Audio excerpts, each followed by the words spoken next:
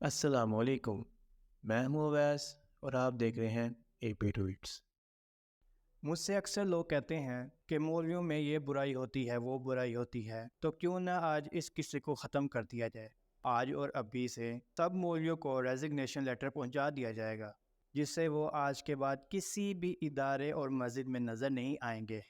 آپ تو خوش ہیں نا آپ لوگ؟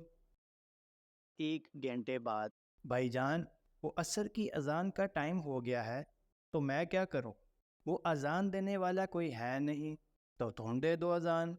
مجھے تو نہیں آتی یار، آتی تو مجھے بھی نہیں ہے۔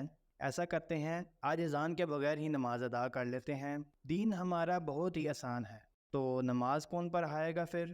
جا کر پوچھو نا، کسی کو تو آتی ہوگی۔ پوچھا ہے بھائی جان، کسی کو بھی نہیں آتی۔ اسی دوران وہ بھائی جان، میرے بچے کو سپارہ پڑھانا تھا، کوئی مولوی ہے؟ کیا بات کر رہے ہو بھائی جان، میری بیٹی کی شادی ہے، کوئی مولوی نہیں مل رہا نکاح پڑھانے کے لیے؟ بھائی اب آپ کا کیا مسئلہ ہے؟ وہ میں نے دینی مسئلہ پوچھنا تھا۔ مولوی صاحب کدھر ہیں؟ وہ بھائی جان ہم نے نکال دیے ہیں، اب اپنا مسئلہ خود حل کرو۔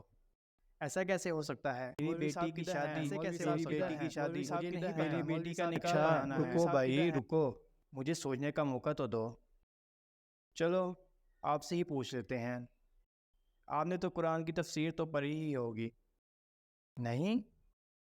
ترجمہ تو پڑھا ہی ہوگا؟ نہیں؟ احادیث؟ وہ بھی نہیں؟ اوہو، یہ تو بڑا مسئلہ بن گیا ہے۔ بھائی جان، وہ میرے والد صاحب کا انتقال ہو گیا ہے، جنازہ پڑھانے کے لیے مولوی صاحب کو بلوا دیں۔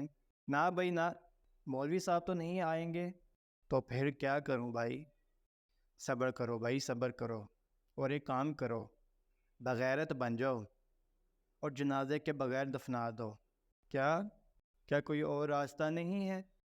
ہاں، ایک اور راستہ بھی ہے، غیرت مند راستہ۔ تین خود بھی پڑھو اور اپنے بچوں کو بھی پڑھاؤ۔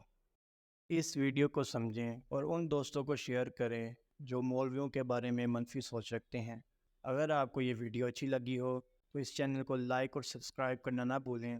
اپنی دعاؤں میں یاد رکھیں۔ اللہ حافظ۔